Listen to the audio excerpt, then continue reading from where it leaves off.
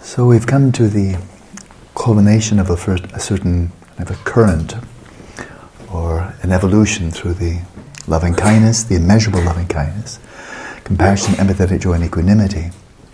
It comes out to this large, even, open plain.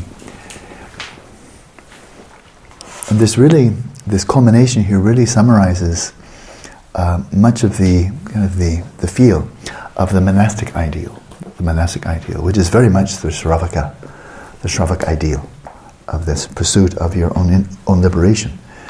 And I just want to emphasize, I find nothing wrong with that.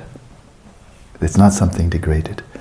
To seek your own liberation when you're suffering, what's wrong with that? It's limited, but it's certainly better than anything less. That's tautological, of course, but I think you know what I mean. And so the culmination of the monastic ideal in this regard is that when one steps out of the householder's life into the homeless life, literally, voluntarily becoming homeless, if one becomes a monastic, the ideal is that you not only treat, but you view everyone as if being equally close and distant. And this is the ideal.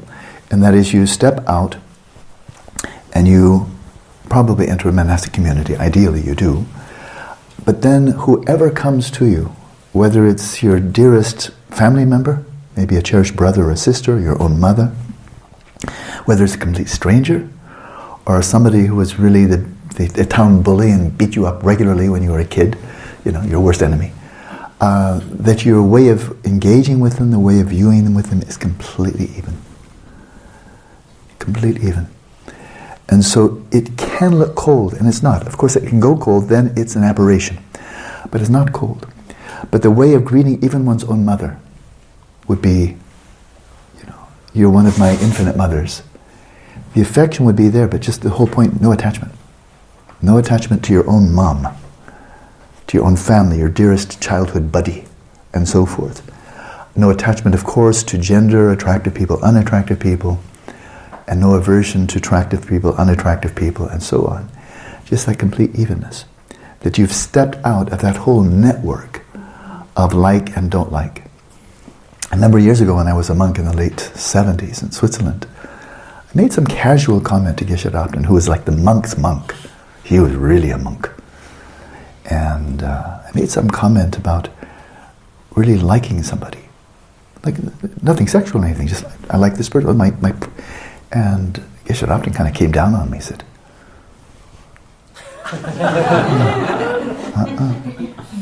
not there. I thought you were beyond that.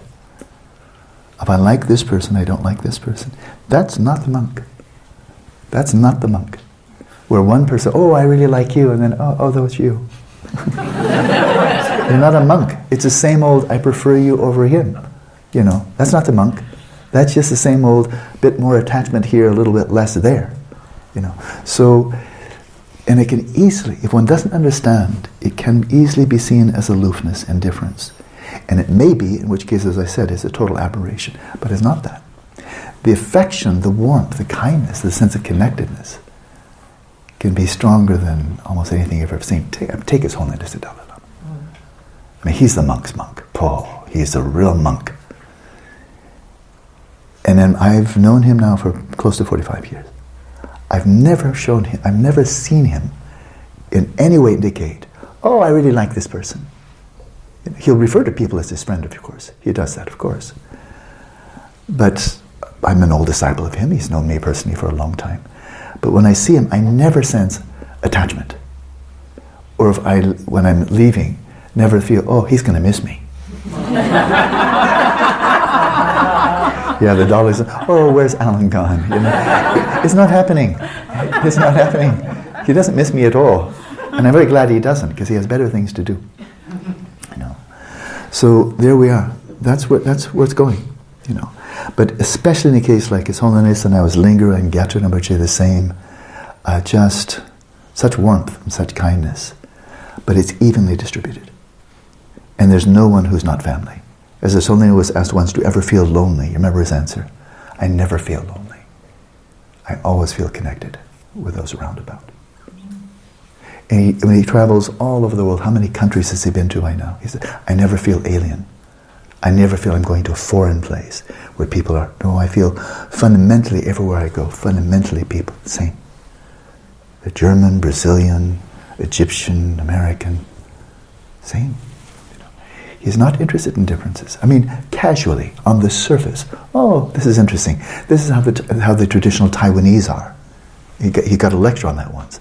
How Taiwanese are quite different from Westerners. And he was interested. But then he said, but now tell us more about the common ground. Common ground. That's what I'm really interested in. The other one's interesting. Not very. The common ground. So there we are. So we see really at its best, and I've seen it at its best in many of my teachers. Really have. Like it's not a hypothetical. That's what's really enduring inspiration. And then when it starts coming within, well, all the better. But seeing this is not just history, it's not just an ideal that we talk about, but seeing it embodied is really, really inspiring. So there it is, and one can see clearly that people who are religious, not religious, Hinayana, Mahayana, blah, blah, blah, this is really open to everyone. You believe in God or reincarnation or you don't, even to everyone. But now we're going to use this as the basis for crossing a threshold, crossing like a continental divide into another domain, which is clearly Mahayana. It's clearly Bodhisattva. Bodhisattva. As we move from this equanimity, this evenness, or in Shantideva, Dzogchen Nyamba, the equality of self and other. So there's on the one hand the equality of everyone else out there, the whole field, equally being family. But then we go in a way deeper. Now we're really going head to head to self-cherishing. Self-centeredness is a better translation. Self-centeredness. That, well, you're all equal, and I wish you all well, but I'm leaving. And I'm heading out, and I'm never coming back. But I equally wish you all well, but you'll never see me again. Arhat ideal. Which clearly, how can one avoid the conclusion that I do cherish my getting out more than I cherish continuing to stay on in this great ocean of samsara and helping you? How can one avoid that conclusion? I mean, I don't think you can, right? And then Shantideva comes in, the Bodhisattva ideal comes in and said, well, an evenness of every other person, that if want any person, you're no less dear to me than I am to me. Yeah?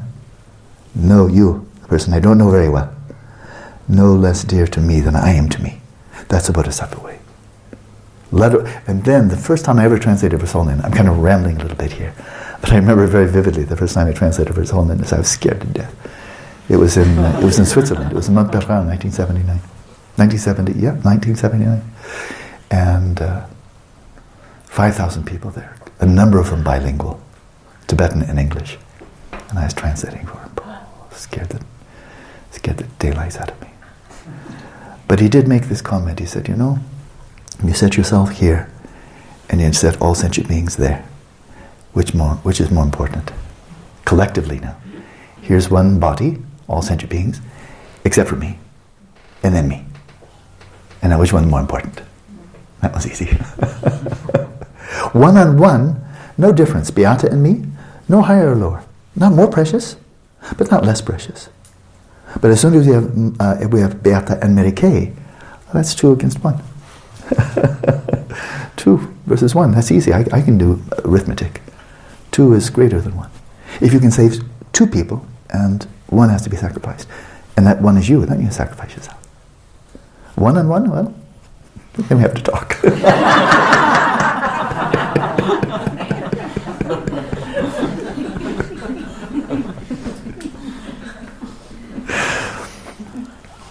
So we're crossing the threshold here. And we have these, they're not even called anything, except for I just call them the 4 greats, but I've never heard, they're not called the Chenpoji, they're not called the 4 greats in Tibetan, but it is Mahakaruna. And I will do it in this sequence. Do you remember, Glenn, there may be other scholars here, in our standard liturgy, why couldn't all sentient beings be free of suffering and the causes of suffering, and then of course corresponding to loving kindness. The liturgy, do you remember, does it start with compassion or does it start with loving kindness? Do you remember? I think it's still loving kindness. Could well be. I think it probably is, because that's the sequence for the four immeasurables. And I'm going to do a little switcheroo on it. Not a big deal. But for this reason, it's not just something I'm making up. But when you venture into the Bodhisattva way of life, among the four immeasurables, the one that is highlighted more than any other is clearly Mahakaruna. No question about it. And when it's said that the root of all of the Buddhist teachings is compassion, why did the Buddha, after abiding in his enlightenment for 49 days under the Bodhi tree, why did he get up? Because he was needing nothing. He had come to complete, ultimate, absolute satisfaction. There was nothing missing. So why move? We move, we know why, because we're not satisfied. We move because we're not satisfied. And we move someplace else hoping to find some satisfaction. And everybody's moving everywhere and nobody's finding satisfaction.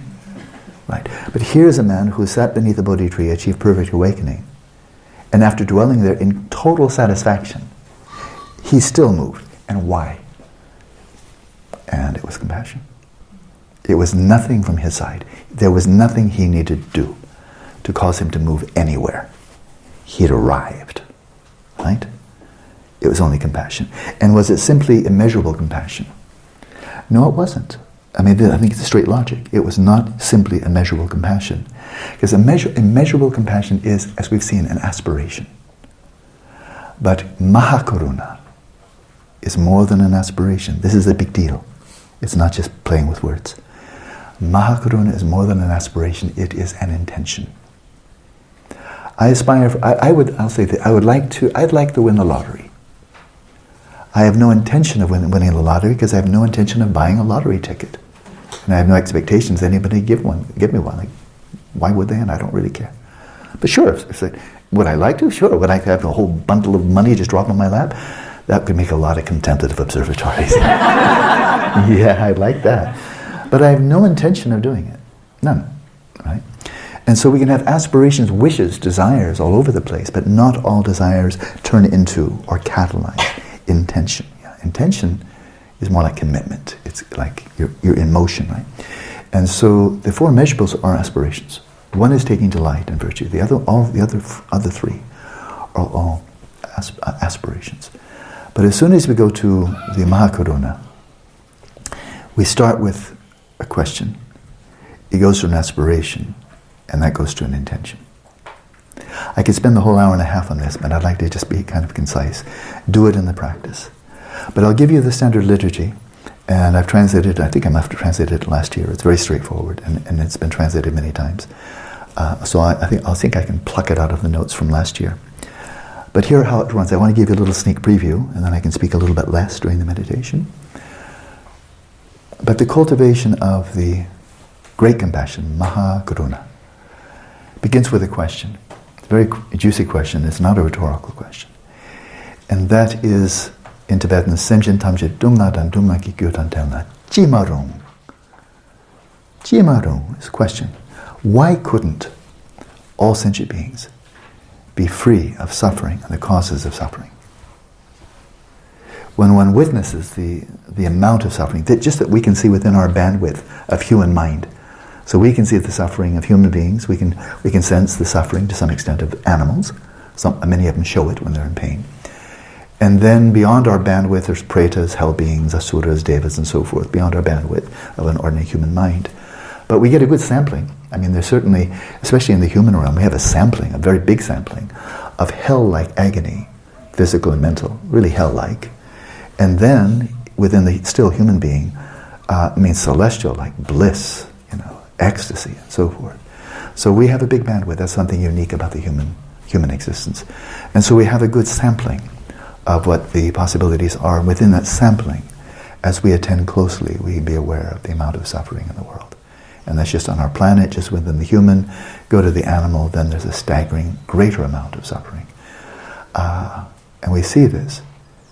And then kind of an existential question comes up. And that is, if one has a sense, and maybe it's experiential, maybe it's intuitive, maybe you have strong empirical evidence, that at least someone some human being, some sentient being can actually be free. You actually have confidence there have been arhats in the past who became totally, irreversibly free of suffering and its causes. And they'll never ever suffer again, mentally. Yeah. If you see that, or the Buddha, or maybe you've encountered someone like that, but you see it's possible, then you can say, okay, here we are, we're all sentient beings, we're essentially very similar in this regard, and then we know of this person here, Buddha Shakyamuni, or this one, Padmasambhava, Nagarjuna, Tsongkhapa, Sakyapantita, whoever it may be, they achieved freedom, total irreversible freedom from suffering and its causes. And if they could, then why couldn't all sentient beings? Let's not put a timeline on it, but just in principle, why couldn't all sentient beings be free? You know, and is there a reason why some couldn't, or everybody couldn't? Is it just mutants? That, Tsongkhapa the mutant, or Padmasambhava is only mutants can achieve liberation. There's no reason to believe there are mutants. There's no indication of that. Milarepa was very strong on this point, another enlightened being. But he said, do not think that I came in as a tuku, that I came in as some exalted, noble being. Well, he killed 35 people. That's not too noble. And so he did something really, really awful. He was a serial killer, a mass murderer. There's no way to spin that. It sounds nice, because that's what he was. And then went from there to achieving enlightenment in one lifetime. Okay, if Milarepa, if he can achieve enlightenment, then why couldn't everybody? Why couldn't everyone be free? So the question is there, and it's not just something to gloss over. I mean, in Tibetan Buddhism, we turn a lot of things that are very deep meditation, and we turn them into liturgy. You're finished with them in 10 seconds. You know, too bad. And so it starts with that question. And then if you have some intuition, there's no reason why all sentient beings couldn't be free of suffering and its causes. And as His Holiness points out, just go ahead and start pointing your finger. Is there any reason Michelle couldn't be? Is there any reason Brendan couldn't be free? Any reason that any one of us couldn't be free? One by one. Is there anybody who's kind of a rotten apple right to the core and say, well, not you. Well, that person would have to have no Buddha nature.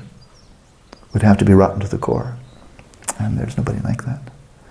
And so, well, if that's the case, if in principle then, every single sentient being could, given enough time, given the appropriate cause and the conditions coming together, if each one could be free, then the next phase of the liturgy goes, Talwara Gyurchik. May we be free. May it be so. Now this aspiration. We start with a question, a really deep question. And then, if we get some clearing, like the clouds vanish and the sun shines through, say, there's no reason, one by one, that each sentient being couldn't become free. But they have to find the right causal conditions coming together. It doesn't happen just by accident. Then, may it be so. It's just a general, Talwara Gyurchik, may it be so. May we be free of suffering and its causes. Good. So far, so good. That's still right there in the realm of immeasurable compassion. Same. But now here's where we cross the continental divide. We cross a watershed. And it's this phenomenal statement that on the one hand, from one perspective, sounds ridiculous, and the other hand, it sounds awesome. Tewara daki jau. I shall free us. I shall free us all. I shall free us all. That's the one. That's the one where, if you were snoozing through the Dharma talk, and then I'm encouraging you, Rhonda, think, I shall liberate all sentient beings throughout space. I shall do that. It's an intention. Like, I shall buy, oh, Alan, you need some eggs? Or you have a dirty shirt? I'll wash it. So, Mary Kay washed one of my shirts, thank you. But she said, I'll do it. She took an intention. And lo and behold, I have a clean shirt. So you ready, Mary Kay? You ready to, I shall liberate all sentient beings throughout space from all suffering and the causes of suffering. It's an intention, just like offering to wash somebody's shirt. You know, that means you're actually going to do it. She did it in one day, all sentient beings, longer than one day. Right? But as soon as that comes up, that phrase right there, I've seen a phrase in Tibetan years ago, and I've not been able to identify it again, but I saw it, and then the source vanished. But the phrase was this, and that is, this great bodhicitta awakens or arouses. If you have somebody slumbering and you're kind of shaken by the shoulder, sepa, it's awakening, arousing them. like, because like that, the sleeping. That this great bodhicitta, sepa, awakens, arouses your Buddha nature. As if it's sleeping, as if it's quiet, as if it's dormant, as if it's hibernating, as if it's inactive. And so here we are very active as sentient beings, identifying with our own personal history and all of that business, and then wanting this, wanting to avoid that, proceeding on life's path, right? Being activated, acting as a sentient being. And from that perspective, then Buddha nature seems to be a potential. Something I don't see, I believe in. There have been Buddhas of the past. I'm not a total different kind of entity entirely, and therefore the Buddha Shakyamuni manifested his potential. I have the potential.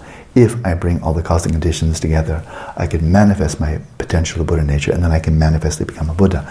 So from a sentient being perspective, Buddha nature seems like a potential, a possibility, a capacity. Like holding a seed that has the capacity to turn into an oak tree. Right? But it's not an oak tree. That's the thing. An acorn is not an oak tree.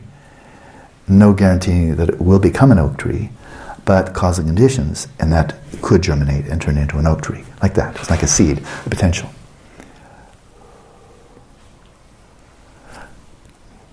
And for 20 years, that's all I heard. That Buddha nature is potential. And then Dzogchen Mahamudra comes in. They say, yeah, but how about you shift your perspective? Instead of looking at Buddha nature from the perspective of who you're familiar with, yourself as a sentient being, which is a perfectly good, not perfectly good, at least an adequate perspective. It's an authentic perspective, because we are sentient beings. Instead of that, how about you just shift perspective? If you could shift perspective and view reality from your Buddha nature, and from that perspective look upon yourself as a sentient being, you as a sentient being look like an illusion. And your identity as a Buddha is real. Primordially, timelessly, ultimately. Real. And this phantasm, this image, this hallucination of being a sentient being is like a psychedelic trip. Just an illusion. And these both have their validity. And so when we arouse this aspiration, if we can actually do it authentically, I shall liberate all sentient beings from suffering and the causes of suffering. Every single one. If it's sincere, and it's not an expression of megalomania, narcissism, or sheer flat-out psychosis, thinking that this sentient being known as Alan Wallace, who will be dead in a relatively short time, that I shall achieve and I shall liberate all sentient beings from suffering and the cause of suffering. That's crazy talk. That's crazy talk, right? I mean, I've got maybe minutes, maybe years, maybe a couple of decades to live. And then, no more Alan Wallace will not exist anywhere. I mean, nowhere at all, right? So if that's my point of identity, if that's my perspective from this guy from California, I shall. That's crazy talk. That's crazy talk, right? And so we're not invited to go crazy. We bring our craziness to it. We don't need to find more craziness in Buddhism. And if I should cut through that very ephemeral sense of identity as being this man, it's a matter of decades, but not centuries. We all know human lifespan. And if we should cut through that to this ground of becoming, the bhavanga, or the substrate consciousness, subtle continuum mental consciousness, from which this short story emerges, this chapter emerges called My Life. If we tap into that continuum that has no beginning, no end, then, but is still within samsara, we can ask, well, how does that match? How does that fit from the perspective of my own individual continuum of subtle mental consciousness to then call out to the universe, I shall liberate all sentient beings from suffering and the causes of suffering. And the universe might call back, have you freed yourself? You know, it's like saying, I will liberate everybody from all of their debt. By the way, how are you doing? Oh, my credit card's killing me. I've totally maxed out all my Visa cards and my American Express. But I'm in a deliver all you from debt. And you might say, you might want to pay off your credit cards first before you know, the big talk. And so it doesn't really make any sense still. Even though that's a, you know, infinitely longer continuum than this little snapshot called a human life. So it's kind of obvious. There is only one perspective from which this intention actually makes any sense at all. It's not just crazy talk. And it is only from the perspective of your Buddha nature. Pristine awareness, primordial consciousness. The innate mind of clear light. From that perspective, which is Dharmakaya, which is nothing other than Dharmakaya. From that perspective, this timeless, all-pervasive, transcendent, infinitely compassionate, infinitely wise, vastly capable dimension of consciousness, a Buddha mind. From that perspective, identifying with that perspective, identifying with that mind, and saying, I shall liberate all sentient beings from suffering and its causes. The answer is, yeah, of course, well, that's your job. Isn't it? That's a job. That's a Buddhist job. From the Mahayana perspective. That's your job description. I just said it. You are here for as long as space remains, for as long as time remains, for as long as sentient being remains, you are here to manifest your full wisdom, compassion, and power to liberate all sentient beings. So yeah, of course. But from our perspective, as we arouse that intention, then it stirs something. Either you're just going cuckoo, thinking I, Alan Wallace, or I, my Bhavanga, is going to do that, which is silly. Or you just drop down. You drop down and you stir something in your existential depths. The depths of your own Buddha nature. And you stir it. If I can be a bit silly, it would be like, you talking to me? You talking to me? You know, from Buddha nature up to Alan Wallace floating on the surface, up in the pond scum. You talking to me? Totally silly, I know. But it kind of wakes it up because that's the only perspective from which this makes any sense. And so you stir your own Buddha nature, you arouse, you awaken. And then you say, oh, well, okay, there's my mission. But then, in other words, this actually makes sense, with no timeline on it. But this makes sense. This makes ultimate sense. This is ultimate meaning. And then the liturgy comes to an end, and we'll stop and go right to the meditation. But I wanted to introduce you to it, so you kind of see what's coming. And then the final phrase of the liturgy, ever so simple, is May the Guru and the Divine, and let's just put in Buddha or Buddhas, may the Guru, the Buddhas, the Guru - the Buddhas, bless me, grant the blessing to enable me to do so. So I'm viewing from that perspective. But again, I really can't do that until this perspective has completely manifested. And I'm manifestly awake. That's only when I can really do that, carry through with that intention. And so then, for that I need some help. And then we call upon the blessings of the Lama, Le, Lama, La. The Guru, Gurus, singular, plural, you can't tell the difference in Tibetan. So it's plural. And then La, the Divine. The myriad meditation deities, the Yidams, the Buddhas of the 3 times, and so forth. But you call for blessings. You call for blessings that you may actually carry through and achieve your intent. So that's great compassion.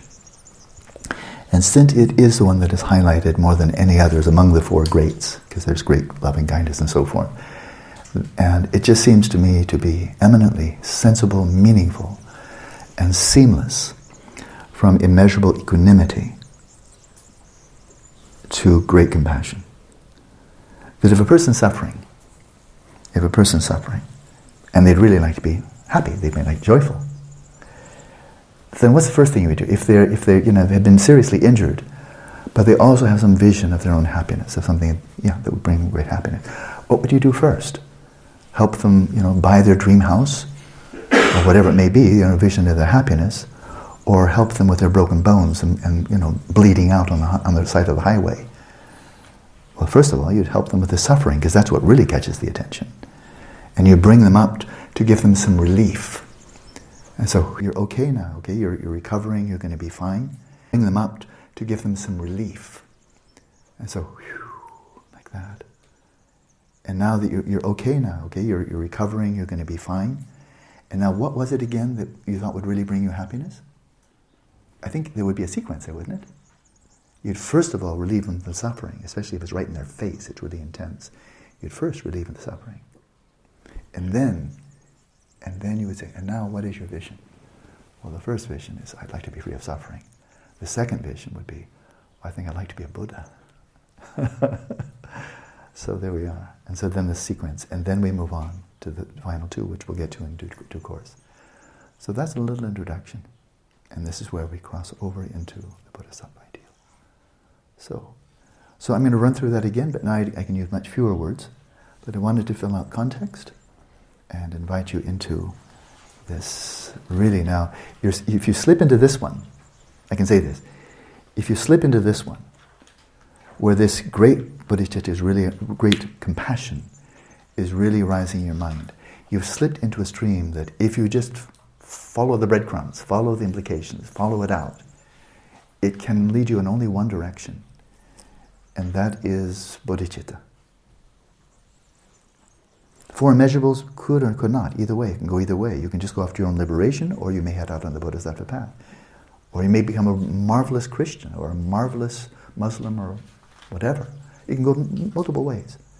But as soon as you cross that threshold into great compassion, and then you follow out, you can say follow out the logic, then it has to go to bodhicitta.